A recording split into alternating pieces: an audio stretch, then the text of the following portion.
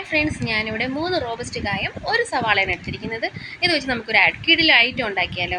ഞാനത് കഴുകി വൃത്തിയാക്കി തൊലിയൊക്കെ കളഞ്ഞ് വെച്ചിട്ടുണ്ട്. ഒരുപാട് തൊലി കളഞ്ഞിട്ടില്ല, വീട്ടിൽ തന്നെ ഉള്ള കായ ആയതുകൊണ്ട് ഇതുപോലെ ആക്കി വെച്ചിട്ടുണ്ട്. സവാളയും ഒരു പച്ചമുളകും ചെറുതായി അരിഞ്ഞെടുത്തിട്ടുണ്ട്. ഒരു ടേബിൾ സ്പൂൺ വെളിച്ചെണ്ണ ഒഴിച്ച് കൊടുത്ത് കടുക് പൊട്ടിച്ചിട്ടുണ്ട്. നമുക്ക് നേരത്തെ അരിഞ്ഞ് വെച്ചിരിക്കുന്ന ഉള്ളിയും പച്ചമുളകും ഇട്ട് നന്നായിട്ടൊന്ന് വഴറ്റാം. അതൊന്ന് വാടി വരുമ്പോഴത്തേക്ക് നമ്മൾ നേരത്തെ അരിഞ്ഞ് വെച്ചിരിക്കുന്ന ആ പച്ചക്കായ നമുക്ക് ഇട്ട് കൊടുക്കാം. എന്നിട്ട് നന്നായിട്ട് ഇളക്കി കൊടുക്കുക. നന്നായിട്ട് ഇളക്കി കൊടുത്തതിന് ശേഷം ഇനി ചേർക്കേണ്ടത് ആവശ്യത്തിന് ഉപ്പാണ്. ഞാനിവിടെ ആവശ്യത്തിന് ഉപ്പ് ചേർക്കുന്നുണ്ട്. ഉപ്പും കൂടെ ചേർത്ത് നന്നായിട്ട് ഇളക്കി കൊടുക്കുക. ഇളക്കി കൊടുത്തതിന് ശേഷം നമുക്കിത് വേവിക്കാനുള്ള ആവശ്യത്തിനുള്ള വെള്ളം ഒഴിച്ചു കൊടുക്കാം. ആ വെള്ളം ഒഴിച്ചതിന് ശേഷം ഇളക്കിയതിന് ശേഷം നന്നായിട്ട് അടച്ച് വെച്ച് നമുക്കത് വേവിക്കാം. ഇത് വെന്ത് വരുമ്പോഴത്തേക്ക് ഇതിൽ ചേർക്കാനുള്ള അരപ്പ് നമുക്ക് തയ്യാറാക്കാം. ഞാനിവിടെ തേങ്ങയും മഞ്ഞൾപ്പൊടിയും ജീരകവും വെളുത്തുള്ളിയും കൂടെ ചെറുതായി ഒന്ന് ക്രഷ് ചെയ്തെടുത്തിട്ടുണ്ട്.